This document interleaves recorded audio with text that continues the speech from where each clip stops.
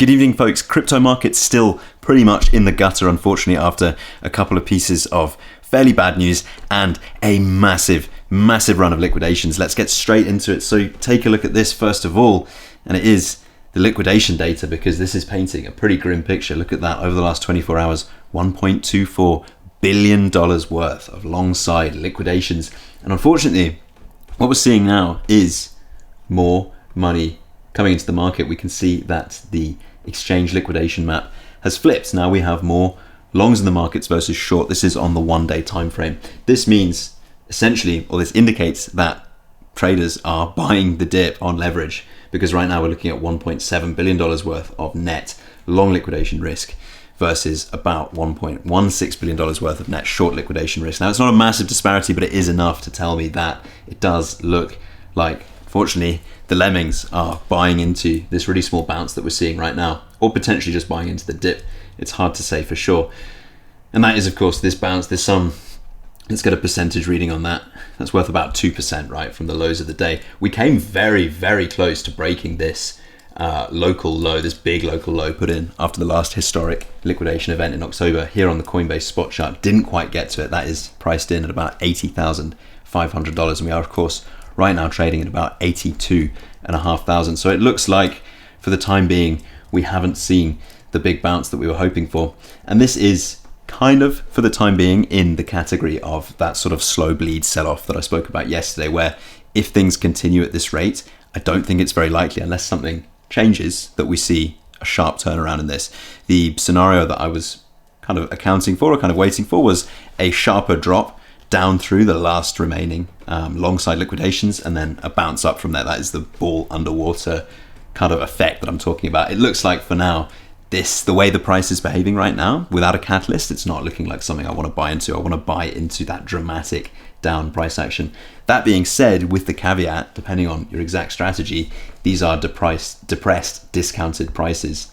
And if you're just looking to accumulate for the long term, why risk the odds that prices don't keep coming down further? But calling it like I see it right now, I don't think this is over just yet. A couple of pieces of news today that we should pay attention to. The first is Trump deciding, or nominating, a new Federal Reserve chair, I should say, and that is in the form of Kevin Warsh.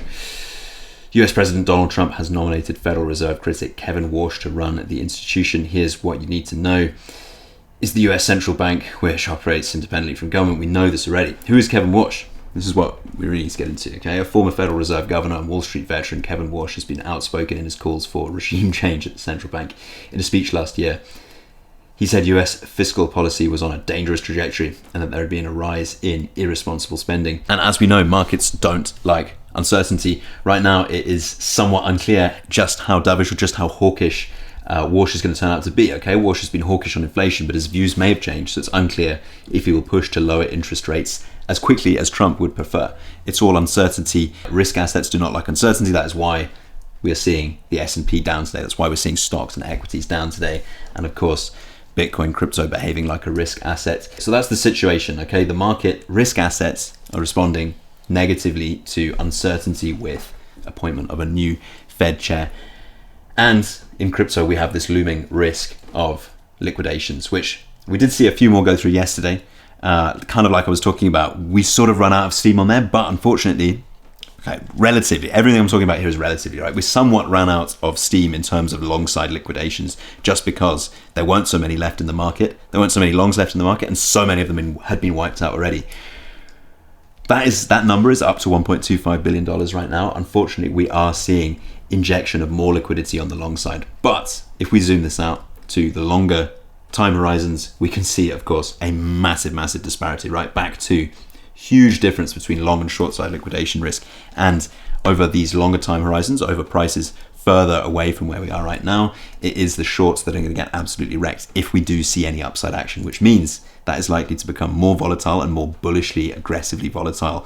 Any moves to the upside are likely to be overextended because, as always, the market tends to remain irrational longer than you can remain solvent, longer than leverage traders can remain solvent, and tends to do the exact opposite of what everybody is expecting the market to do, at least in situations where everybody is expecting one thing.